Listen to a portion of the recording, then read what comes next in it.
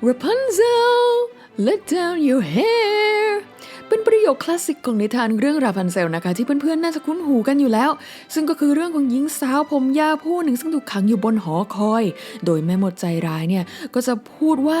Rapunzel Rapunzel ปล่อยผมของเจ้าลงมาเพื่อให้นางได้ปีนขึ้นไปหานางนะคะซึ่งต่อมาเจ้าชายก็ได้ยินเสียง Rapunzel กำลังร้องเพลงอันไพเราะและตามเสียงของนางมาแล้วก็ได้สังเกตเห็นถึงโค้ดลับของแม่มดนะคะแล้วก็พูดว่าRapunzel Rapunzel ปล่อยผมของเจ้าลงมาแล้วเขาก็ได้ปีนขึ้นไปหา Rapunzel แล้วก็ตกหลุมรักกับนางในที่สุด Rapunzel นะคะเป็นนิทานพื้นเมืองของยุโรปซึ่งถูกรวบรวมและนำมาตีพิมพ์โดยสองพี่น้องตระกูลกริมและนิทานเรื่องนี้ก็ได้ถูกเล่าขานกันข้ามทวีปและยังโด่งดังมาถึงยุคปัจจุบันจนดิสนีย์หยิบเอามาทำแอนิเมชันเรื่อง Tangled เมื่อปี 2010 เลยทีเดียวและคาดว่ามีเด็กๆมากมายที่ชื่นชอบผมยาวสลวยและอยากไว้ผมแบบราพันเซลให้เจ้าชายรูปงามปีนขึ้นมาหาแต่มันเป็นไปได้หรือเปล่านะที่เราจะสามารถไว้ผมได้ยาวขนาดนั้นแล้วผมเราจะสามารถแข็งแรงถึงขั้นที่คนทั้งคนจะใช้ปีนขึ้นมาแทนเชือกได้เลยหรือเปล่าถ้าใครเคยสงสัยอะไรแบบนี้งั้นเราไปหาคำตอบกันเลยดีกว่าค่ะอันดับแรกเรามาทำความรู้จักกับเส้นผมก่อนดีกว่าผมของเรามีวัฏจักรการเติบโตอยู่3ระยะด้วยกันระยะที่1หรือระยะเติบโตซึ่งก็คือผมส่วนใหญ่หรือประมาณ 90% ของบนหัวเราเนี่ยแหละค่ะในระยะเนี้ยผมเราจะงอกผ่านรูขุมขนขึ้นมาบนผิวหนังแล้วก็ออกมาเป็นเส้นผมอย่างที่พวกเราเห็นกันค่ะส่วนในระยะที่2หรือระยะกลางรูขุมขนก็จะเริ่มหดตัวลงทำให้การเจริญเติบโตหยุดลงและในระยะนี้แหละค่ะผมจะหลุดออกจากรูขุมขนแล้วแต่ว่าเขายังอยู่ที่เดิมนะยังไม่ได้หายไปไหนส่วนระยะสุดท้ายระยะที่3หรือระยะพักตัวเนื่องจากผมของเราหลุดออกจากรูขุมขนมาเมื่อระยะกลางใช่ไหมรูขุมขนเราก็อยากจะสูดอากาศหายใจเฮือกแล้วก็เตรียมตัวในการที่จะให้รากผมเส้นใหม่งอกออกมาผมเส้นเดิมก็จะหลุดในช่วงนี้ละค่ะแต่ไม่ต้องห่วงนะเพราะว่าวัฏจักรของเส้นผมน่ะก็จะเริ่มใหม่เรื่อยๆเช่นกันทีนี้มาดูกันว่าผมของราพันเซลเนี่ยยาวเท่าไหร่กันแน่ในต้นฉบับที่พี่น้องตระกูลกริมได้รวบรวมเขียนเอาไว้นะคะหอคอยที่ราพันเซลอยู่มีความสูงประมาณ70ฟุตดังนั้นผมของราพันเซลจะต้องยาวเกิน75ฟุตแน่ๆอันนี้คือรวมความสูงของนางเมื่อยืนแล้วนะคะซึ่งถ้ายาวถึงพื้นแล้วให้มนุษย์ทั้งตัวปีนขึ้นมาเนี่ยมันก็จะประมาณนั้นล่ะค่ะแต่ว่าโดยเฉลี่ยแล้วผมเรายาวขึ้นเพียงเดือนละครึ่งนิ้วเองนะคะหรือประมาณปีละ15เซนติเมตรซึ่งอันเนี้ยมันจะทำให้ใช้เวลาถึง150ปีเราถึงจะสามารถไว้ผมได้ยาวเท่าราพันเซลซึ่งเราคิดว่าเราน่าจะเกิดมาอีก3ตลบก่อนที่ผมจะยาวได้ถึงขนาดนั้นนะคะแต่ยังไงก็ตามนะคะในปัจจุบันก็ยังมีคนที่ไว้ผมยาวแล้วบางคนก็ยังเรียกตัวเองว่าเป็นราพันเซลในชีวิตจริงอีกด้วยซึ่งหนึ่งในสาวๆเหล่านั้นก็ชื่อว่าอัลลาเพโควาซึ่งเราก็ไม่รู้เหมือนกันว่าเราอ่านถูกหรือเปล่าซึ่งเธอนั้นอาศัยอยู่ในประเทศยูเครนนะคะ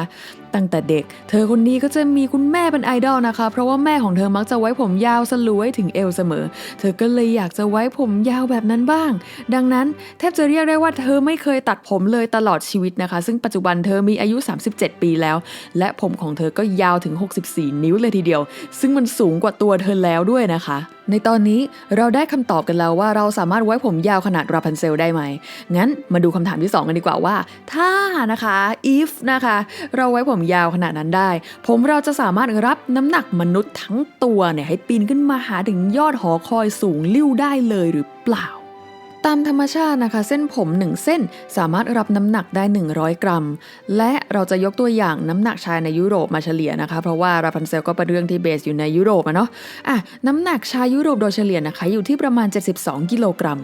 ผม1เส้นแน่นอนว่ารับน้ำหนักทั้ง72กิโลไม่ไหวแน่นางขาดก่อนแน่แต่ถ้าเป็นผมทั้งหัวล่ะพวกเรานะคะมีผมกันบนหัวโดยเฉลี่ยคนละถึง100,000 เส้นเลยทีเดียว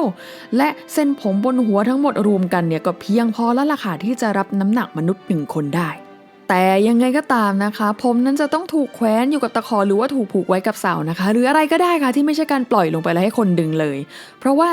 ถึงแม้เส้นผมเราจะรับน้ำหนักได้มากและเส้นผมเราก็ไม่มีเส้นประสาทแต่ค่ะรูขุมขนเรามีเส้นประสาทนะคะเราจะเจ็บซะก่อนแล้วผมก็จะหลุดออกจากรูขุมขนซะก่อนที่คนจะปีนขึ้นมาได้นะคะ ซึ่งอย่าว่าแต่รูขุมขนเลยนะคะเราว่าคอนี่น่าจะหักดังกรอบก่อนที่คนจะปีนขึ้นมาได้นะคะและไหนๆก็ไหนๆแล้วนะคะ เรามาลองสงสัยกันด้วยดีกว่าว่าเราสามารถใช้ผมเราเนี่ยแทนเชือกหรือว่าบันไดในการปีนในการทำอะไรต่างๆได้หรือเปล่านะคะข้อเท็จจริงก็คือผมของเรานะคะมีพื้นผิวที่ลื่นเกินไป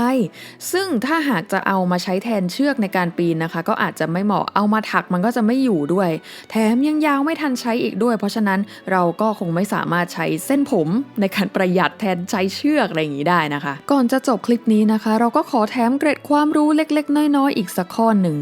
โดยถ้าพูดถึงราพันเซลเนี่ยเราก็มักจะนึกถึงผมยาวสวยเลยแต่หารู้ไหมว่ามีโรคทางจิตเวชโรคหนึ่งนะคะที่ได้รับชื่อเล่นว่าราพันเซลซินโดรมด้วยโดยโรคเนี้ยจะตรวจเจอกระจุกผมประหลาดในตัวคนไข้นะคะซึ่งถ้าใครอยากจะไปเสิร์ชหารูปเราก็ไม่ว่านะคะแต่ว่าเราขอเตือนว่าเราดูเองเราก็ยังติดตาเลยอ่ะ